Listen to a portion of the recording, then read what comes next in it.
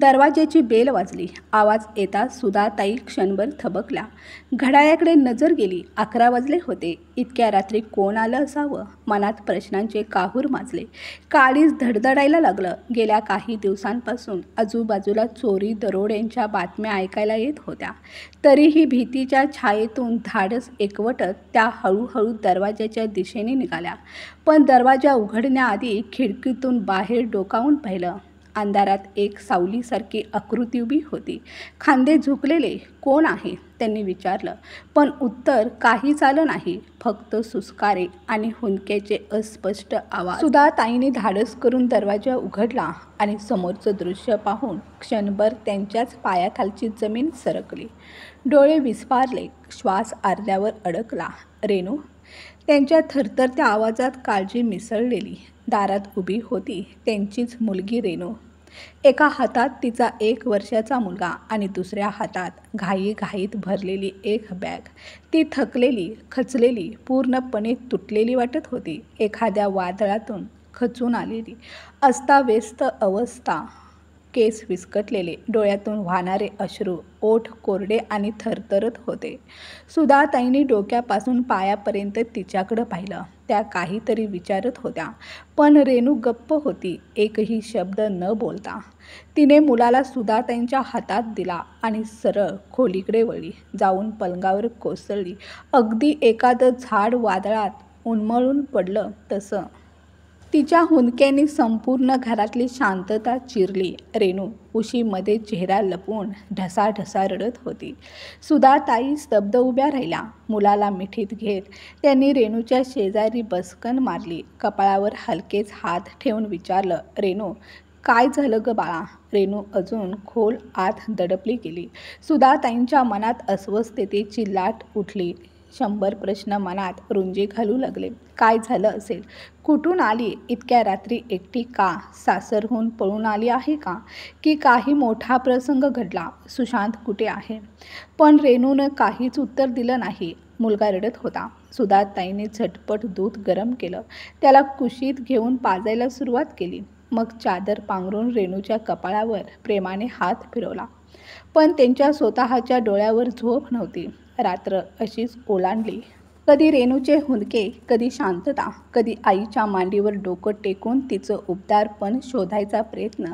कधी थोडी झोप लागायची, कधी पुन्हा हुंदका फुटायचा. पहाटेची पहिली किरण पडताच सुधाताईंनी वेळ न घालवता फोन उचलला आणि सुमित्राताईंचा नंबर डायल केला. त्यांना माहीत होतं, रेणूचं मौन जर कोणी तोडू शकतं तर ते सुमित्राताईच. हॅलो.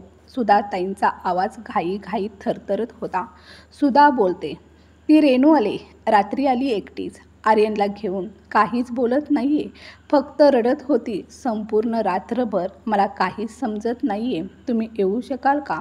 सुधाताईंचा हतबल आणि ओलसर आवाज ऐकून सुमित्राताई आणि त्यांचे पती उत्तमराव अस्वस्थ झाले. काय झालं सुधा? रेणू बरी आहे ना? सुमित्राताई विचारतच होत्या. पण उत्तर ऐकण्याआधीच त्यांनी पतीकडे पाहिलं. आपण लगेच निघू. तू काळजी करू नकोस. अर्ध्या तासात सुमित्राताई आणि उत्तमराव सुधाताईंच्या दारात पोहोचले. घरात पाऊल टाकताच त्यांची नजर रेणूवर गेली आणि सुमित्राताईंच्या काळजात जर झालं. रेणू अजूनही स्तब्ध बसलेली होती. चेहरा फिक्कट, डोळ्यात काही शिल्लक नव्हतं. सुमित्राताई तिच्याजवळ धावत गेल्या आणि तिला घट्ट मिठी मारली. रेणू, माझं बाळ, काय झालं तुला? असं काय घडलं की तू आम्हालाही काही सांगितलं नाहीस? आत्तापर्यंत स्वतःला सावरत असलेली रेणू त्या मिठीत कोसळली. आई, आई एवढंच बोलून तिने पुन्हा हुंदक्यांनी आसमंत भरून टाकला. सुमित्राताईंचे डोळेही पाणावले. त्या तिच्या डोक्यावरून हात फिरवत म्हणाल्या, बस बाळा, माझ्या सोन्या, आता सगळं ठीक होईल. तू माझ्याजवळ आहेस ना? मग आता काही वाईट होणार नाही. पण सुमित्राताईंच्या मनानं जाणलं होतं, हे अश्रू नुसते नव्हते. या अश्रूंमागे एक खोल आक्रोश लपलेला होता. सुधाताई आणि उत्तमराव डोळ्यात पाणी आणून हे दृश्य निशब्दपणे पाहत राहिलं. खरं तर रेणूचं सुमित्राताई आणि उत्तमरावांशी रक्ताचं नातं नव्हतं, पण तिनं त्यांना आपल्या सख्या आई वडिलांहून अधिक मान दिला होता. त्यांच्याशी नातं अत्यंत खोल, भावनिक आणि जिव्हाळ्याचं होतं. कधी काळी रेणूनं त्यांच्या घरात सून म्हणून पाऊल ठेवलं होतं. त्यांच्या एकुलत्या एक मुलगा अभयची जीवनसाथी बनून त्या घराचं सौंदर्य होती रेणू. सुमित्राताई, उत्तमराव आणि घरातील प्रत्येक जण तिच्यावर मनापासून प्रेम करत होता. रेणू ही या घरात पूर्णपणे रुळली होती. हसत खेळत एकमेकांची काळजी घेत जगणाऱ्या या कुटुंबातली आपुलकी, अभयचं सतत हसणं, रेणूला लाडानं चिडवणं आणि सुमित्राताईंचं त्याला झापून आपल्या सूनबाईची बाजू घेणं, हे सगळं एखाद्या सुंदर स्वप्नासारखं वाटायचं. अभय एक आदर्श पती होता. मृदू, प्रेमळ आणि समजूतदार. तो नेहमी म्हणायचा, रेणू, तू चंद्र मागितलास ना, तरी मी तो सुद्धा तुझ्यासाठी घेऊन येईन. रेणूच्या मनात वारंवार एकच विचार यायचा, देवाने तिचं नशीब लिहिताना फारच उदारपणा दाखवला असावा. पण बहुधा नशिबाला हे सुख पाहवले नव्हते. 6 महिनेही पूर्ण झाले नव्हते की एका रात्री अभयच्या गाडीचा भीषण अपघात झाला. त्या रात्री सुमित्राताईंच्या काळजाचे अक्षरशः तुकडे तुकडे झाले होते. मुलाच्या दुःखात उत्तमरावांचे खांदे आयुष्यभरासाठी झुकले. आणि रेणू जणू स्वतःच हरवून गेली होती. ना रडली ना बोलली, फक्त छताकडे एकटक पाहत राहिली. इतके दिवस गेले तरी तिच्या डोळ्यातून अश्रूही निघेनासे झाले होते. पण सुमित्राताईंनी आणि उत्तमरावांनी स्वतःला सावरलं. त्यांनी ठरवलं, रेणूला कोसळू द्यायचं नाही. ती आमची सून नाही, आमचीच लेक आहे. त्यांनी हे स्वतःशीच कबूल केलं. एक मुलगी आजन्म विधवा राहील हे आम्हाला कधीच मान्य नाही. उत्तमराव एकदा सुधाताईंना म्हणाले होते, तेव्हा सुधाताईंनी न बोलता डोळ्यातून संमती दिली होती. आणि मग एक दिवस स्थळ आलं. सुशांत, शालीन, सुशिक्षित, गोड बोलणारा, सुसंस्कृत कुटुंबातून आलेला. सगळ्यांना वाटलं, हाच तो किनारा जो रेणूला पुन्हा जीवनाच्या प्रवाहात पुढे नेईल. लग्न झालं. ना फार गोंधळ ना आढेवेढे. लग्नानंतरचे 3-4 महिने सगळं काही ठीकठाक चाललं. जरी सासू आणि नंदचं वागणं फारसं सुसह्य नव्हतं, तरी सुशांत शांत, सौम्य स्वभावाचा वाटायचा. रेणूला वाटलं, शक्य आहे, मागचं आयुष्य मागे टाकून हे नवं आयुष्य सुंदर होईल. लग्नाआधी रेणू एका खाजगी कंपनीत काम करत होती, सुशिक्षित, स्वावलंबी. लग्नानंतरही तिनं आपलं करिअर सुरू ठेवण्याची इच्छा व्यक्त केली आणि सुशांतनं तिला परवानगी दिली, किमान सुरुवातीला तरी. जेव्हा रेणूने सासरी पाऊल ठेवलं, तेव्हाच तिच्या सौम्य वागणुकीनं आणि नम्र स्वभावानं तिनं सर्वांची मने जिंकली. ती कामात कुशल, बोलण्यात गोड आणि स्वभावाने विनम्र होती. लवकरच ती परिसरात चर्चेचा विषय बनली. गल्लीतल्या महिलांशी मैत्री झाली. नातेवाईकांमध्ये तिचं कौतुक सुरू झालं आणि ऑफिसमध्ये तिच्या कामाचं विशेष कौतुक होऊ लागलं. पण हे सगळं सुशांतला खटकलं. त्याच्या मनात कुठेतरी एक अदृश्य असुरक्षितता वाढू लागली. माझी बायको माझ्याच पुढे जाऊ लागली आहे, हा विचार त्याच्या गर्वाला शिवू लागला. रेणूच्या मेहनतीला फलित मिळालं. तिला बढती मिळाली. पण त्या दिवशीपासून सुशांतचा संयम ढळला. त्याचं मनातलं असंतोष विष आता ओतू लागलं होतं. हळूहळू त्यानं घरात कलेश निर्माण करायला सुरुवात केली. काहीही कारण न देता चिडणं, गप्प राहणं, मानसिक त्रास देणं, टोमणे मारणं. आणि रेणू, ती हे सगळं गप्प सहन करत राहिली. तिच्या सासूबाई आणि नणंद मात्र पहिल्यापासूनच तिच्या नोकरीविरोधात होत्या. सूनबाईनं घराबाहेर जाऊन काम करणं हे आमच्या संस्कारामध्ये बसत नाही. त्यांना वाटायचं, रेणूनं इतर सुनांसारखं घरातच राहावं, सासरची सेवा करत दिवस काढावा. आणि शेवटी सुशांतचं वाढतं दडपण, सासू आणि नंदांचे टोमणे, सगळं काही रेणूच्या सहनशीलतेच्या सीमारेषेच्या पलीकडे जाऊ लागलं. एका रात्री सुशांत रागाने ओरडला, रेणू, एकतर ही नोकरी सोड, नाहीतर हे घर सोड. शेवटी काळजावर दगड ठेवून रेणूनं आपला राजीनामा दिला. तिनं विचार केला, कदाचित तिचं हे बलिदान तिचं लग्न टिकवेल, पण ती फक्त सुरुवात होती. पुढे काय काय सहन करावं लागेल याची तिलाही कल्पना नव्हती. नोकरी सोडल्यानंतर घरात येणारा थोडाफार अतिरिक्त पैसा थांबला. सासूबाईंनी नोकरांना कामावरून काढून टाकलं. आता घरात सुनबाई आहे, मग नोकरांची काय गरज असं म्हणत सकाळी 5 वाजल्यापासून रात्री उशिरापर्यंत रेणू एका कामातून दुसऱ्या कामात गुंतलेली असायची. झाडू, फरशी, भांडी, स्वयंपाक, कपडे, पाहुणचार. पण तिच्या कामात सासू आणि नंदेला कायम काही ना काही कमतरताच दिसायची. टोमणे, कुचकट बोल आणि अधूनमधून शिव्याही, हे सगळं आता तिच्या रोजच्या आयुष्याचा भाग बनलं होतं. संध्याकाळी जेव्हा सुशांत घरी यायचा तेव्हा त्याच्या आई बहीण त्याच्या कानात सतत भर घालत असत, तुझ्या बायकोला काही येतच नाही. आई म्हणायची, सारा दिवस फक्त आळस झाडते हीच मिळाली होती का बायको म्हणून. नणंद ही लगेच तिच्या विरोधात बोलायला लागायची आणि मग सुशांत ही रेणूवर ओरडायचा, तू काही काम नीट करू शकतेस की नाही. भाजीमध्ये मीठ कमी आहे, चहात साखर जास्त आणि पोळ्या जशा 2 दिवसांपूर्वी केल्या असाव्यात अशा वाटतात. कधी कधी तर तो जेवणाचं ताट तिच्या समोर फेकून द्यायचा. स्वयंपाकघरात काम करत असताना रेणू त्याचा आवाज ऐकून थरथरत असे. तिनं गप्प राहणंच ठरवलं होतं. शांतता आणि मर्यादेच्या नावाखाली ती हे सगळं सहन करत होती. एक आशा होती की तिचं सहनशीलपण तिचं घर टिकवेल. माहेरच्या लोकांना तिला त्रास द्यायचा नव्हता.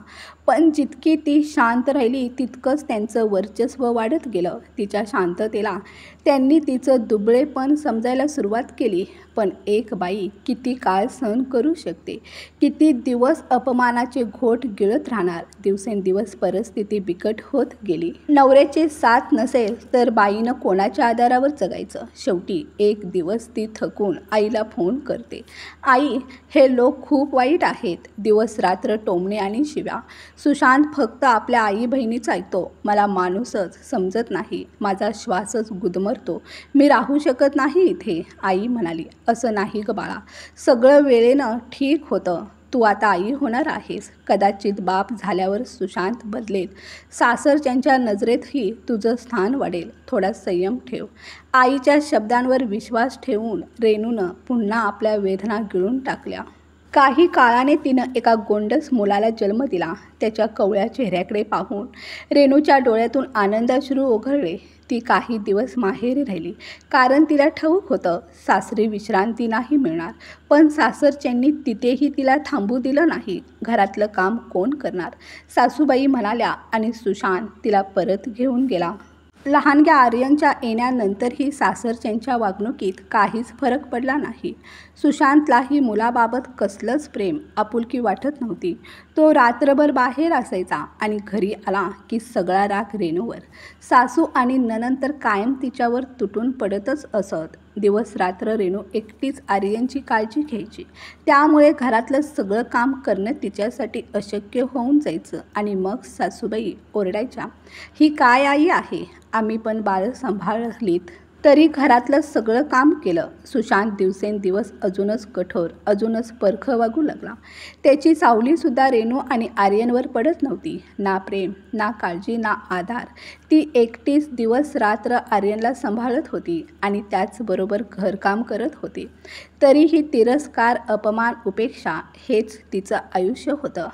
एक दिवस अचानक आर्यनला ताप आला. सर्दी आणि तापानं तो बेचैन झाला आणि मोठ्याने रडू लागला. रेणूनं घाईनं भाजी बनवली, कणिक मळून ठेवली आणि मग आर्यनला मांडीवर घेऊन हलकेच थोपटू लागली. गेली रात्रसुद्धा आर्यनच्या अस्वस्थतेमुळे तिला झोप मिळाली नव्हती. डोळे थकव्याने भरलेले होते आणि जसजसा आर्यनचा श्वास स्थिर होऊ लागला, रेणूच्या डोळ्यावर झोप आली. ती अर्णवला मिठीत घेतच पलंगावर झोपून गेली होती. पण तिची झोप फार काळ टिकली नाही. बाहेरून येणाऱ्या मोठ्या आवाजाने रेणू दचकून जागी झाली. सासू आणि नणंद पुन्हा त्याच जुन्या तक्रारी करत होत्या. बघितलंस ना, सगळी जबाबदारी आमच्यावरच टाकून दिली. झोपले महाराणी बनून. कशाला केलं असल्या बाईशी लग्न. सून आल्यावरही आम्हालाच का झिजावं लागतंय. तुझी बायको दिवसभर झोपून राहते, जेवण वेळेवर बनवत नाही, आम्ही उपाशी मरायचं का. नंदेनेही आगीत तेल ओतलं. म्हणाली, दादा, तुझ्या बायकोला फक्त तिच्या मुलाशीच मतलब आहे, घराची तिला काहीही काळजी नाही. हे ऐकून रेणूनं अर्णवला पाळण्यात झोपवलं आणि स्वयंपाकघराकडे वळली. पण अजून ती दरवाजापर्यंत पोहोचलीच नव्हती. तोच सुशांतने संतापून ओरडायला सुरुवात केली. तुला लाज वाटत नाही का? दिवसभर झोपून राहतेस आणि घरातल्यांना उपाशी ठेवतेस. हे तुझं माहेर आहे की सासर? रेणू थरथरत्या आवाजात म्हणाली. सुशांत, अर्णव आजारी आहे. त्याला ताप आणि सर्दी झाली आहे. तो रात्रभर रडत होता. मी फक्त थोडा वेळ. पण सुशांतने मध्येच तिचं बोलणं तोडत ताडकन म्हणाला. तुला एवढं सुद्धा जमत नाही का? बघल तेव्हा मुलाचं कारण सांगतेस. दिवसभर झोपून राहतेस. घरात कामधंदा नाही का? स्वयंपाक कोण करणार? तुझा मेलेला बाप की तुझ्या आईनं इथं नोकर पाठवलेत? त्याच्या शब्दात इतकी थंडी, इतकी निर्दयता भरली होती की रेणूच्या काळजात काहीतरी आतून तुटून गेलं. अर्णवची चौकशी करायची सोडाच, उलट सुशांत तिला झिडकारत म्हणाला. जा स्वयंपाक कर आणि हो, पुढच्या वेळी जर आईने तक्रार केली तर तुला कायमचं गप्प करीन. रेणूनं ओघळणारे अश्रू गालावरच अडवले. मनाची चरफड आतल्या आत गेली. ओथंबलेलं हृदय बाजूला ठेवून ती पोळ्या करायला लागली. सर्वांना जेवण वाढलं आणि स्वतःचं दुःख बाजूला ठेवून ती अर्णवजवळ बसून त्याची सेवा करू लागली. एक दिवस अशाच वेदनेत गेला. पण दुसऱ्या दिवशी सायंकाळी अर्णवची तब्येत एकदम ढासळली. तापाने त्याचं शरीर जळत होतं. अंगाचं तापमान 104 अंशावर गेलं. डोळ्यातून पाणी वाहत होतं आणि संपूर्ण शरीर थरथरत होतं. घाबरलेली रेणू धडपडत सुशांतला फोन लावते. सुशांत, अर्णवचा ताप खूपच वाढलाय. तो फार हालतोय. कृपया लवकर ये. डॉक्टरांकडे घेऊन जाऊया त्याला. पण तिकडून सुशांतचा थंड, कोरडा आणि असंवेदनशील आवाज आला. मला वेळ नाही आता. तूच बघ काय ते. आणि त्याने फोन कट केला. रेणूचं काळीज अक्षरशः कोसळलं. अर्णवला घट्ट कवटाळून ती रस्त्यावर आली, एखाद्या ॲटोच्या शोधात. पण आसपास कुठेच ॲटो नव्हता. अर्णव जोरजोराने रडत होता. तेवढ्यात शेजारच्या देशपांडे काकूंची नजर तिच्यावर गेली. अगं रेणू, काय झालं? बाळ एवढं का रडते? त्यांनी काळजीने विचारलं. काकू, अर्णवला खूप ताप आहे. दवाखान्यात घेऊन जायचंय, पण ॲटो काही मिळत नाही. रेणूचं थरथरत उत्तर ऐकून काकूही चिंतेत पडल्या. त्यांनी ताबडतोब आपल्या मुलाला हाक मारली. अतुल, पटकन गाडी काढ रे. रेणूला आणि अर्णवला हॉस्पिटलमध्ये घेऊन चल. अतुलने एकही क्षण न घालवता त्यांना हॉस्पिटलमध्ये पोहोचवलं. डॉक्टरांनी अर्णवला तातडीची औषधं दिली. रेणूने सुटकेचा एक खोल श्वास घेतला. रात्र झाली होती. 9 वाजून गेले होते जेव्हा ती अर्णवला घेऊन घरी परतली. पण तिला कल्पनाही नव्हती की घरात एक दुसरंच वादळ तिची वाट पाहत होतं. घरी पाऊल टाकताच सासू आणि नणंद तिच्यावर तुटून पडल्या. इतक्या रात्री कुठे हिंडत होतीस ग? सासूबाई ओरडल्या. नाक कापलंस आमचं. लोक काय म्हणतील? नणंदही खवखवलेल्या सुरात म्हणाली. काय ग, शेजारच्या मुलासोबत गाडीत हिंडतेस? लाज नाही वाटली तुला? स्वतःची नाही, निदान सासरच्या इज्जतीची तरी काळजी कर. हे ऐकून रेणू सुन्न झाली. त्यांच्या प्रत्येक शब्दाने तिच्या काळजात खोल जखमा झाल्या. तरीही तिने संयम राखला. हलक्या आवाजात म्हणाली. आई, अर्णवला ताप आला होता. त्याला दवाखान्यात घेऊन गेले होते. अतुल दादाने मदत केली नाहीतर. पण तिचं वाक्य पूर्ण होण्याआधीच सुशांतने तिच्या गालावर एक जोरदार थप्पड मारली. चूप बस बेशरम. तो संतापून ओरडला. तुला लाज नाही वाटत? कुठल्या तरी परक्या माणसासोबत रात्री हिंडतेस. माझी इज्जत धुळीत मिळवलीस. रेणू थरथरत म्हणाली. हे काय बोलताय तुम्ही सुशांत? मी फक्त अर्णवला दवाखान्यात घेऊन गेले होते. यात तुमची इज्जत कुठे गेली? उलट हे तर तुमचंच कर्तव्य होतं ना, आपल्या मुलाला डॉक्टरांकडे घेऊन जाण्याचं. आणि तुम्ही सरळ नकार दिलात. मग शेजाऱ्यानं मदत केली तर त्यात तुमच्या इज्जतीला डाग कसा लागला? हे ऐकताच सुशांत अधिकच पेटला. त्याने रागाने तिचे केस ओढले आणि ओरडत म्हणाला. खूपच तोंड चालायला लागलंय तुझं. स्वतःच्या मर्यादेत राहा. माझं कर्तव्य काय ते मला शिकवू नकोस. तापच होताना मरत नव्हतं तुझं पोरगं. पुन्हा एकदा असली बडबड केलीस ना तर अशी अवस्था करीन की तुझ्या आईसुद्धा ओळखू शकणार नाही तुला. रेणू वेदनेने कुरकुरू लागली. सुशांतने तिला जोरात ढकलून दिलं. ती धाडकन जमिनीवर आपटली. तो अजूनही शिव्यांची लाखोळी वाहत राहिला. समोर सासू आणि नणंद शांतपणे बसल्या होत्या. चेहऱ्यावर समाधान झळकत होतं. सासूने आनंदाने म्हटलं, मस्त केलंस बेटा. खूपच तोंड सुटलं होतं हिचं. अशा बायकांना अशाच पद्धतीने वठणीवर आणावं लागतं. लगाम घातला ना की सगळं नीट होतं. रेणूची सहनशक्ती आता संपली होती. तिनं अर्णवला गळ्यात कवठाळलं आणि एका बॅगेत स्वतःचे व अर्णवचे कपडे भरले. रात्र झाली होती. 11 वाजता ती त्या नरक सदृश्य घरातून बाहेर पडली. प्रत्येक पावलावर तिचं मन आणि धैर्याच्या मध्ये एक सतत संघर्ष चालू होता. पण तिच्या मनात एक गोष्ट ठाम होती. त्या घरात ती आपल्या मुलाचं बालपण उद्ध्वस्त होऊ देणार नाही. रेणूची आपबीती, तिचा झालेला अपमान, तिरस्कार आणि सुशांतचं क्रूर वागणं ऐकून सगळ्यांचं काळी सुन्न झालं. सुधाताईंच्या डोळ्यात अश्रू होते तर सुमित्राताई आणि उत्तमरावांच्या चेहऱ्यावर रागाच्या लाटांनी तडाखा दिला होता. रेणू मान खाली घालून बसली होती. सुधाताईंनी तिचा थरथरता हात हातात घेतला. त्या बोटातून तिचं दुःख ओघळत होतं. माझ्या बाळानं एवढं काही सहन केलं आणि आम्हाला कळलंसुद्धा नाही. आम्ही तर समजलो होतो की तुझा संसार सुखी आहे, पण हे काय झालं गं? आई, मला वाटलं तुम्ही काळजी कराल म्हणून शांत राहिले. वाटलं की वेळेनं सगळं ठीक होईल. पण तिचा आवाज थरथरत होता. मी चुकीची होते आई. सुमित्राताईंनी कडाडत उद्गार टाकले. त्या सुशांतची एवढी हिंमत झाली कशी गं माझ्या मुलीवर हात उचलायची? आणि तू कसं गं एवढं सहन केलंस? एक लक्षात ठेव, बाई गप्प बसली की लोक तिला कमकुवत समजतात. इथे जेवढं शांत तेवढं पायदळी तुडवलं जातं. बाईची शांतता हीच तिची शिक्षा बनते इथे. आता पुरे झालं रेणू. आता तुला ही उत्तर द्यावंच लागेल, तेही ठणकावून. कोणी शब्द टाकला तर त्याला 4 शब्द परत दे. कोणी हात उगारला तर तो हात मोडून टाक. कोणी तुला कमी लेखायचा प्रयत्न केला तर डोळ्यात डोळे घालून सांग, तू अबला नाहीस, दुर्गेचा अवतार आहेस. रेणूच्या डोळ्यात अश्रू होते, पण आता त्या अश्रूंमध्ये वेगळीच चमक होती. जणू कित्येक वर्षांच्या घुसमटीला एक वाट मिळाली होती. आई, खरं सांगते, तुमचे शब्द ऐकून असं वाटतंय की आतली भीतीच नाहीशी झाली आहे. आता गप्प बसणं शक्य नाही. अर्णवसाठी सुद्धा आणि स्वतःसाठी सुद्धा आवाज उठवेन. आत्तापर्यंत शांत बसलेले उत्तमराव पुढे आले. त्यांनी प्रेमानं तिच्या डोक्यावर हात ठेवला. शाबास बाळा, हीच ती गोष्ट समजायची होती. तू गप्प राहिलीस म्हणूनच ते तुला दाबत गेले. आता वेळ आहे आत्मसन्मानासाठी उभं राहण्याची. नात्यांमध्ये समजुती हव्यातच, पण जेव्हा ते नातं तुझा आत्मसन्मान चुरडायला लागेल तेव्हा त्या नात्याला तडा जाणं हे पाप नव्हे. माझं असं मत आहे, तुझ्या सासरच्यांवर विश्वास ठेवणं सोपं राहिलेलं नाही, पण प्रत्येक नात्याला एक संधी दिलीच पाहिजे. एकदा परत प्रयत्न कर.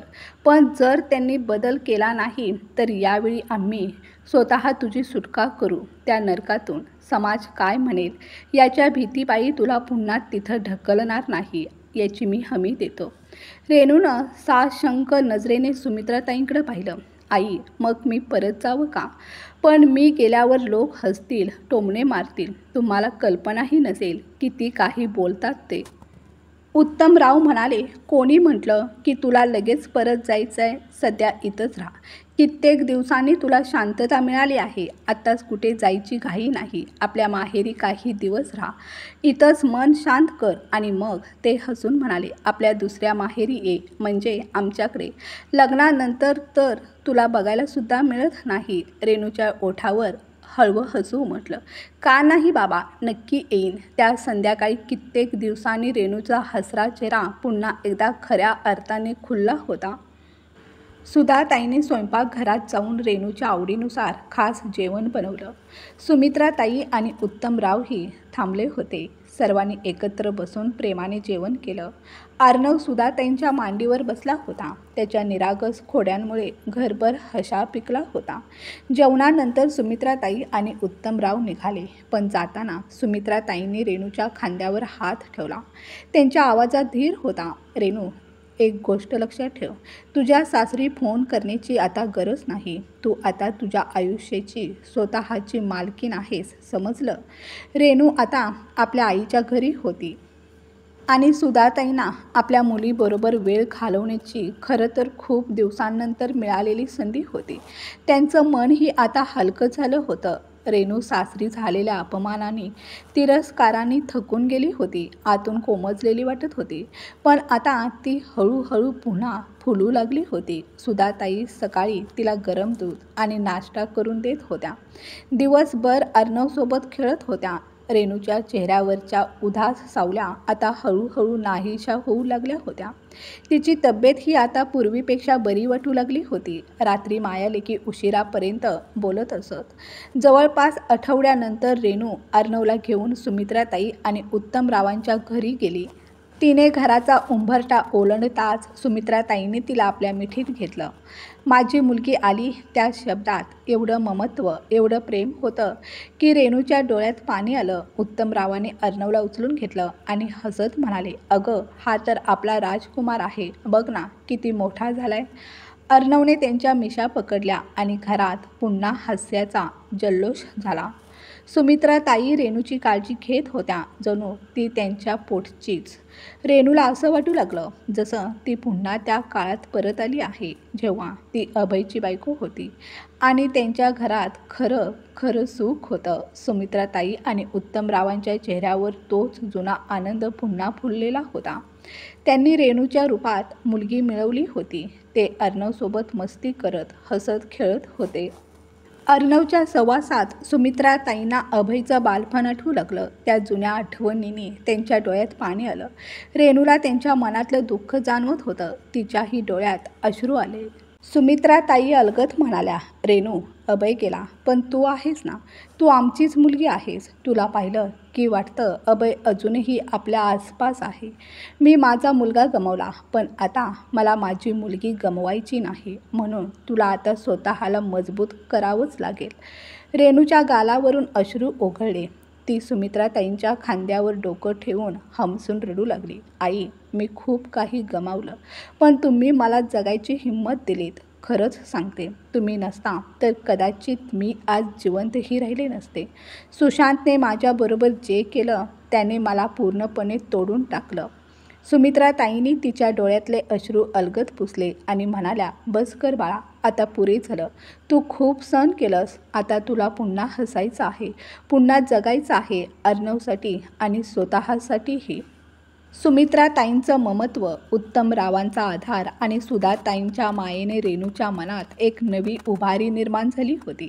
आता ती पुन्हा हसायला शिकली होती. दरम्यान जवळपास 10 दिवस उलटून गेले होते. तिकडे रेणूच्या सासरी मात्र सगळ्यांची दमछाक होत होती. जी कामं रेणूच्या अंगावर टाकली जात होती, तीच कामं आता सासूबाई आणि नणंद स्वतः करत होत्या. नोकरांना त्यांनी रेणू घरी असतानाच काढून टाकलं होतं. आता काम करणार कोण? दोघीही वैतागून गेल्या. शेवटी त्यांनी सुशांतला आदेश दिला, जा, रेणूला परत घेऊन ये. संध्याकाळच्या वेळी रेणू अर्णवला कुशीत घेऊन बसली होती. तेवढ्यात तिचा फोन वाजला. स्क्रीनवर सुशांत नाव दिसलं. क्षणातच तिचं काळीज जोरात धडधडू लागलं. तिचा चेहरा कठोर झाला, पण तिने सुमित्राताईंचे शब्द आठवले आणि मग ठामपणे फोन उचलून स्पीकरवर ठेवला, जेणेकरून सुमित्राताई आणि सुशांतचं बोलणं ऐकू शकतील. हॅलो, तो म्हणाला. रेणू, तू परत केव्हा येणार आहेस? सुशांतच्या आवाजात ना आपलेपणा होता ना काळजी. तोच त्याचा कडक, थंड, निर्दयी सूर.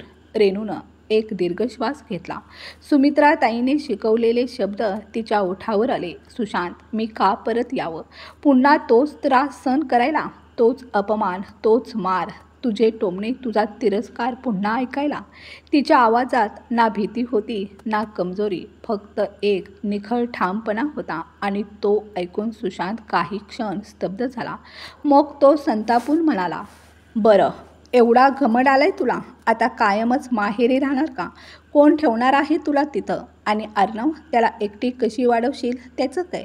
पण त्याचं बोलणं पूर्ण व्हायच्या आतच सुमित्राताईंनी रेणूच्या हातातून फोन हिसकावून घेतला. त्यांच्या डोळ्यात रागाचा ज्वाला होता, आवाजात थरथर होती. पण ती भीतीची नव्हती, ती होती आक्रोशाची. मी सुमित्रा बोलते आहे, रेणूची आई. मला तुमच्या आई वडिलांशी बोलायचं आहे. आत्ता यावेळी सुशांतने खोकलं हास्य केलं. हे आमचं नवरा बायकोंचं प्रकरण आहे. तुम्हाला काय बोलायचं आहे माझ्या आईशी? सुमित्राताईंनी थोडा थंडसा श्वास घेतला आणि त्यांचा आवाज कडक झाला. मी सुद्धा नाही आहे जिच्या भावनांशी तू खेळलंस. माझं नाव सुमित्रा आहे आणि जितका तू हुशार असल्याचा आवानतोस ना त्याच्या दुपटीने जास्त शहाणपण मला कळतं. लक्षात ठेव, रेणूला मी जन्म दिला नसेल, पण ती माझी लेक आहे आणि मी माझा नवरा आम्ही दोघंही आमच्या लेकीला दुःखात बघू शकत नाही. तू माझ्या सीतेसारख्या पवित्र लेकीवर आरोप ठेवलेस. लाज वाटली नाही तुला? आता त्यांच्या आवाजात संतापाचा कंप जाणवत होता. बरं, तुला नंतर पाहीन. आधी तुझ्या आईला फोन दे. सुशांतच्या चेहऱ्यावरची टणकपणाची झाक मावळली. त्याने गप्पच राहून फोन आईकडे दिला. फोनच्या दुसऱ्या टोकाला कडाडणारा आवाज ऐकू आला. हॅलो, कोण बोलते? माझ्या मुलाशी असं बोलायचं धाडस कसं केलं तुम्ही? सुमित्राताईंनी ठाम स्वरात उत्तर दिलं. मी सुमित्रा बोलते, रेणूची दुसरी आई. तुमची हिंमत कशी झाली माझ्या मुलाशी अशा रीतीने बोलायची? हा प्रश्न मी तुम्हाला विचारायला हवा. तुमची हिंमत कशी झाली आमच्या लेकीवर अत्याचार करायची? पुढे जर रेणूला हात लावला ना तर मी सगळ्यात वाईट ठरीन, हे लक्षात ठेवा. ही काय भाषा आहे? ही तर सरळ धमकीच. तुम्ही जरा शिस्तीत बोला. धमकी नाही, इशारा आहे. कारण शिस्तीत त्यांच्याशी बोललं जातं जो स्वतः शिस्तीत असतो. ते सगळं बाजूला ठेवा. आधी हे सांगा, एवढी हिंमत कुठून आली रेणूला त्रास देण्याची? जर मला राग आला ना तर एक फोन कॉलमध्ये सगळ्यांना जेलमध्ये पाठवेन. तुमचं जगणं हराम करून टाकेन. सुशांतची आई गोंधळली. असं बोलू नका. रेणू आमच्या घराची सून आहे. सून? खरंच? जर तिला सुनेसारखं वागवली असती तर हे दिवस व्हायला लागले नसते. तिचा अपमान केलात, तिच्या प्रतिष्ठेवर चिखल फेकलात आणि ती माहेरी आली की आठवण झाली. लक्षात ठेवा, रेणू आता तुमची गुलाम नाही आणि जर तिला पुन्हा त्रास दिला तर मी असा धडा शिकवेन की पुढच्या 7 पिढ्या लक्षात ठेवतील. तेवढ्यात बाजूला उभे असलेल्या उत्तमरावांनी भवया उंचावल्या. एका हलक्याशा इशाऱ्याने त्यांनी सुमित्राताईंना थोडं शांत राहायला सांगितलं. त्यांना काळजी वाटत होती. रागाच्या भरात घेतलेला कुठलाही निर्णय रेणूच्या आयुष्यावर परिणाम करू नये. सुमित्राताईंना ते समजलं. त्यांनी आपला आवाज थोडा मृदू केला पण ठामपणा तसाच ठेवत म्हणाल्या, ठीक आहे. जर खरंच तुम्हाला तुमच्या सुनेला परत घेऊन जायचं असेल तर उद्या सुशांतला पाठवून द्या. पण एवढं लक्षात ठेवा, पुढच्या वेळी जर तिच्यावर कोणताही अन्याय झाला, तिला एखादा टोमणाही मारला तर ही आई तुम्हाला सोडणार नाही. दुसऱ्या दिवशी सकाळी रेणू अर्णवला घेऊन सुमित्राताई आणि उत्तमरावांसोबत सुधाताईंच्या घरी परत आली.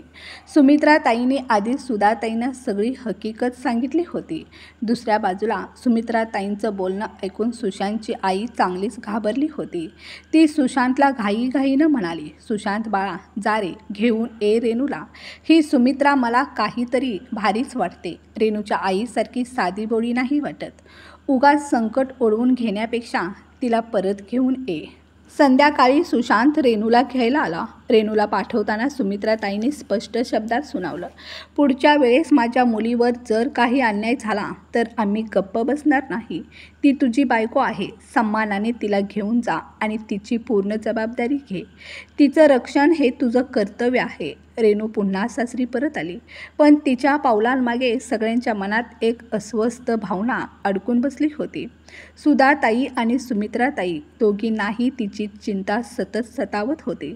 पुन्हा सासरी आल्यावर सुरुवातीचे 4-5 दिवस सगळे तिच्याशी अगदी सभ्यपणे वागत होते. सासूबाई आणि नणंद सुमित्राताईंच्या दमबाजीने दबल्या होत्या, त्यामुळे त्यांना काहीही बोलायला धडपड होत नव्हती. पण एक दिवस जेव्हा पहिल्यांदा सुशांतने मोठ्या आवाजात बोलायला सुरुवात केली तेव्हा रेणू त्याच्याकडे ठामपणे बघत म्हणाली, जर तुम्ही माझ्याशी मोठ्याने बोला तर त्याच भाषेत उत्तर मिळेल. आदर हवा असेल तर आधी तो द्यायला शिका. सुशांत अचंबित झाला. ही तीच रेणू का जी पूर्वी किरकोळ गोष्टींनाही घाबरायची? पण आज तिच्या डोळ्यात धडधडणारा आत्मविश्वास होता. त्यातली तीव्रता पाहून सुशांत शांत राहिला. काही दिवस सगळं शांत राहिलं. सुमित्राताईंच्या इशाऱ्याचं आणि रेणूच्या निर्धाराचं एकत्रित परिणाम दिसत होता. पण हळूहळू पुन्हा जुनं वातावरण परत यायला लागलं.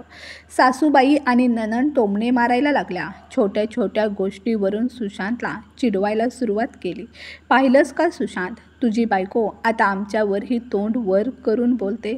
माहेरून काय काय शिकून आली आहे, अगदी सासूच्या तोंडावरच बोलते. सुशांत, लक्ष ठेव तिच्यावर, नाहीतर उद्या डोक्यावर बसेल. सुशांत बदलायचा प्रयत्न करत होता, पण हळूहळू तो पुन्हा आई बहिणीच्या शब्दात अडकायला लागला. त्याची वागण्याची पद्धत पुन्हा तिरसट होत चालली होती. रेणू प्रत्युत्तर देत होती, पण वातावरणातला ताण सतत वाढत चालला होता. त्या दिवशी दुपारी सुशांत ऑफिसहून दमून आला. तेवढ्यात आई म्हणाली, तुझ्या बायकोला आता सगळ्यांना उत्तरं द्यायची सवय झाली आहे. वाटतंय तिच्या आईने तिला काही विशेष प्रशिक्षण देऊन पाठवलंय. या बोलण्याने आधीच थकलेला सुशांत आता भडकला. काय झालं आई, त्याने चिडून विचारलं. आई म्हणाली, विचार तुझ्या बायकोला, म्हणते सगळे वाटून काम करूया. पण सुशांतने ना विचार केला ना वेळ पाहिली. सुशांत थेट स्वयंपाकघरात जाऊन रेणूवर तुटून पडला. हे काय चाललंय? माझी आई काही बोलली की तू लगेच तोंड वर करतेस, ही आहे का तुझी भाषा? रेणू शांत पण ठाम आवाजात म्हणाली. सुशांत, तुमच्या आईने जर मला सन्मान दिला तर मी त्यांना दुप्पट आदर देईन, पण जर सतत टोमणे मारणार, अपमान करणार असतील तर मी गप्प बसणार नाही. माझं उत्तर मिळेलच. आणि घर कामाच्या बाबतीत मीही एक माणूस आहे, मशीन नाही. हे घर सगळ्यांचं आहे, तर जबाबदारीसुद्धा सगळ्यांची असायला हवी. सगळी कामं वाटून होतील, मी एकटी काही करणार नाही. तुमची आई आणि बहीण, त्यांनाही हातभार लावावा लागेल. पण सुशांतच्या चेहऱ्यावर राग स्पष्ट दिसत होता. डोळ्यात चीड भरून राहिली होती. तो जोरात ओरडला, अरे देवा, आता तू माझ्या आईला उलट उत्तर देणार, तिला काम सांगणार? त्याचा राग शिगेला पोहोचला. संतापाच्या भारात तो पुढे सरसावला आणि रेषा ओलांडून रेणूच्या गालावर एक जोरदार थप्पड दिली. क्षणात साऱ्या घरात स्तब्धता पसरली. पण ही जुनी रेणू नव्हती, जी गप्प बसून अश्रू ढाळत राहायची. तिच्या डोळ्यात चैतन्य नव्हतं, ती ज्वाला होती. तिने सगळा जोर लावून सुशांतच्या गालावर अशी थोबाडीत मारली की तिचा आवाज खोलीभर घुमला. सासूबाई आणि नणंद अवाक होऊन बघत राहिल्या. हे देवा, सासूबाईंनी छातीवर हात ठेवला. निर्लज्ज. नंदेचे डोळे संतापाने लालबुंद झाले होते. सुशांत म्हणजे काही गप्प बसणाऱ्यातला नव्हता. त्याचा चेहरा रागाने लालबुंद झाला होता. तुझी एवढी हिंमत, तू माझ्यावर हात उचलतेस? तो पुन्हा रेणूकडे धावला. त्याचा हात हवेतच होता, पण रेणूने मागे सरकायचंही कष्ट घेतलं नाही. ती ठामपणे त्याच्या डोळ्यात डोळे घालून म्हणाली बुलंद आवाजात, जर तू मला हात लावलास ना, तर मी आत्ताच्या आत्ता पोलिसांना फोन करीन. तुला काय शिक्षा व्हायला हवी हे मीच ठरवीन. आणि हो सासूबाई, आज फक्त तुमच्या मुलावर हात उचलला आहे, पण जर तुमचं वागणं असंच राहिलं तर उद्या काय होईल सांगता येणार नाही. सुशांतचा हात हवेतच गोठून गेला. सासूबाई आणि नणंद दोघींच्या चेहऱ्यावर फक्त अवाकतेचे भाव. त्या क्षणाला घरभर शांतता पसरली होती. रेणूचा हा बेधडक, निर्भीड आविष्कार त्यांच्या सहनशक्तीच्या पलीकडे होता. रात्र झाली होती. रेणू आपल्या छोट्या अर्णवला मांडीवर घेऊन थोपटत होती. तिच्या चेहऱ्यावर समाधान होतं. दुसरीकडे सुशांत मात्र आईच्या खोलीत अस्वस्थतेने एरझाऱ्या घालत होता. समोर त्याची आई आणि बहीण बसल्या होत्या. आईने दात रागाने घट्ट चावत म्हणाली, हद्दच झाली आता हिची. माझ्या पोरावर हात उचलते, आता हिला तिची जागा दाखवलीच पाहिजे. नणंद तडक म्हणाली, आणि वरून धमकी, पोलिसात तक्रार करणार म्हणते. सुशांत तापलेल्या लोखंडासारखा तडतडत होता, पण त्याच्या मनात काहीतरी वेगळंच शिजत होतं. एक साळसून भयंकर योजना. आता हिला कायमचा धडा शिकवायलाच पाहिजे. काय समजते स्वतःला? आई चिंतेने म्हणाली, अरे बाळा, काही उलटसुलट केलंस आणि त्या सुमित्राला जराही शंका आली तर? ती बाई तर अगदी लोंबडीसारखी हुशार आहे. पण सुशांतच्या चेहऱ्यावर एक थंड धूर्त हसू उमटलं. आई, तू फक्त बघत जा. असा डाव टाकीन की सापही मरेल आणि काठीही तुटणार नाही. 2 दिवस गेले. त्या 2 दिवसात घरात काहीसं बदललेलं होतं. ना कोणी रेणूवर तोंड सूक घेत होतं ना टोमणे.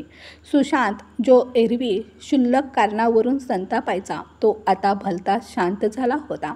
सासूबाई चक्क गोड बोलत होत्या आणि नणंद तर हसत हसत तोंड चुकवत निघून जायला लागली होती.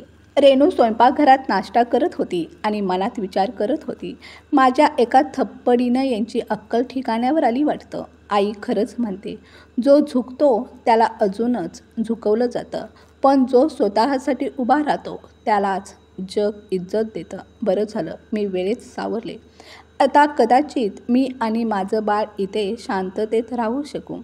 ती काम आवरून बाहेर येणार होती तेवढ्यात सासूबाईंनी प्रेमानं हाक मारली, बाळा रेणू, अर्णव अजून झोपलाय ना? मग तू कपडे धुवून टाक, दुपारचं जेवण मी पाहते. रेणू हसून म्हणाली, हो आई. ती कपडे घेऊन मागच्या अंगणात जात होती तेवढ्यात फोन वाजला. सुमित्रा ताईंचा कॉल. सुशांत खोलीत झोपलेला होता म्हणून रेणू बाहेर आली. कपडे अंगणात ठेवून तिथंच उभी राहून फोनवर बोलू लागली. इकडे सासू साधनाताई स्वयंपाकघरात अस्वस्थ होत्या. लक्ष सारखं अंगणाकडे जात होतं. तेवढ्यात मुख्य दरवाजेची बेल वाजली. सासूबाईंचं काळीज क्षणभर दडपलं. अगं आता कोण आले? त्यांनी घाबरत आपल्या मुलीकडे पाहिलं. रेणूची नणंद धाव घेत दरवाजापर्यंत गेली. दरवाजा उघडताच तिच्या चेहऱ्यावरचं हास्य हरपलं. दारात पोलीस उभे होते. 2 पुरुष 2 महिला. एका पुरुष पोलिसाने कडक आवाजात विचारलं, हे सुशांत जगताप यांचं घर आहे का? नणंद घाबरत म्हणाली, हो, पण आपण? सासूबाई स्वयंपाकघरातून घाबरत बाहेर आल्या. पोलिसांना बघून त्या सुन्न झाल्या. काय झालं साहेब? त्यांनी थरथरत्या आवाजात विचारलं. आपण आमच्याकडे कशासाठी आलात? इन्स्पेक्टरने थंड आणि कठोर शब्दात उत्तर दिलं. सुशांत जगताप, साधना जगताप आणि रिंकू जगताप यांना अटक करण्यासाठी आम्ही इथे आलो आहोत. अटक? सासूबाईंचा चेहरा जणू कोमजून गेला. फुलासारखा पिवळा पडला. तोंडातून शब्द फुटेनासं झालं. तेवढ्यात रेणूही तिथे पोहोचली. महिला इन्स्पेक्टरने एक कागद पुढे केला आणि कडक आवाजात म्हणाली, तुम्हा तिघांवर रेणुका जगताप यांच्या हत्या करण्याचा कट रचल्याचा आरोप आहे. आमच्याकडे याचे ठोस पुरावे आहेत. हत्येचा कट? रेणूच्या सासूबाईंनी छातीवर हात ठेवला. जणू काही प्रचंड भार अचानक त्यांच्या अंगावर कोसळला. साहेब, हे काय बोलताय तुम्ही? आमची सुनबाई तर अगदी ठीक आहे. रेणू बेटा, जरा समोर ये बघू. यांना सांग ना आम्ही तुझ्याशी किती प्रेमानं वागतो ते. त्यांनी रेणूकडे पाहिलं. तिच्या डोळ्यात एक विचित्र मिसळलेली नजर होती. बनावटी निरागसपणा आणि खोल भीती. साधनाताईंनी म्हणायचा प्रयत्न केला, स्वप्नात सुद्धा आम्ही असं काही करू शकत नाही. पण रेणूचा आवाज ठाम आणि बुलंद झाला. स्वप्नात नाही सासूबाई, तुम्ही ते वास्तवात केले आणि तेही अनेकदा. तेवढ्यात दरवाजाजवळ हलकासा आवाज झाला. सुमित्राताई आणि उत्तमराव रागाच्या भरात घरात धडकल्यासारखे आले.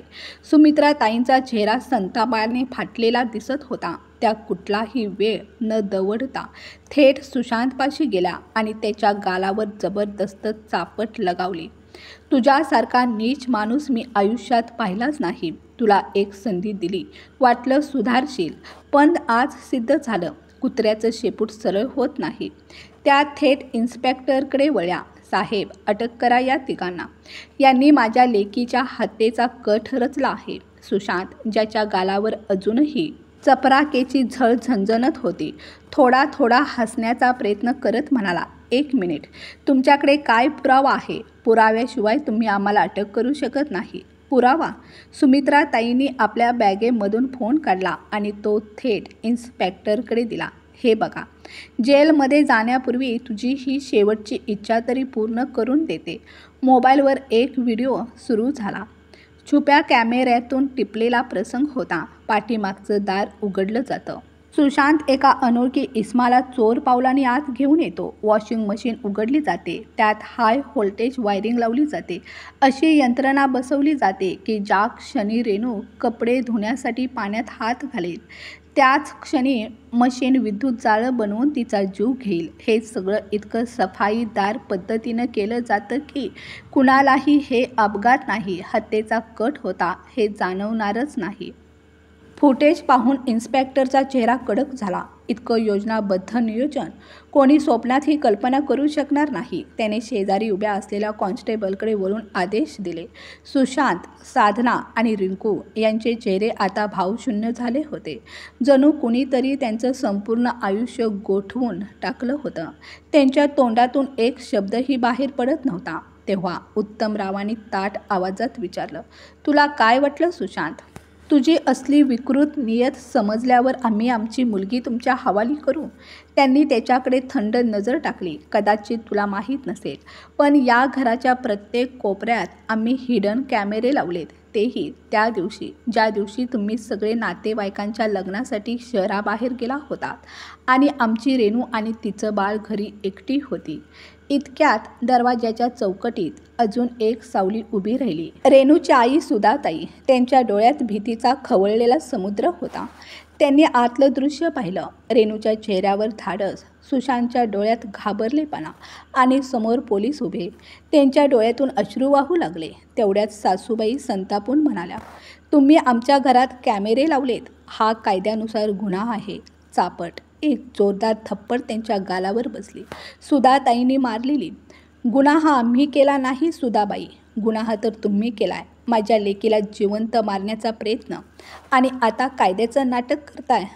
सुशांत आईच्या बचावासाठी पुढे आला तेव्हा सुधाताईंनी खवळलेल्या शब्दात ठणकावून सांगितलं, मी तुला मुलगाच मानलं होतं, पण तू त्या शब्दालाही काळिमा फासलास. माझ्या मुलीचा जीव घेणार? बोलता बोलता सुशांतच्या गालावर त्यांनी 2 जोरदार थपड्या लगावल्या. मग त्या रेणूकडे वळल्या. तिच्या डोक्यावरून मायेने हात फिरवला. रेणू बाळा, तू ठीक आहेस ना?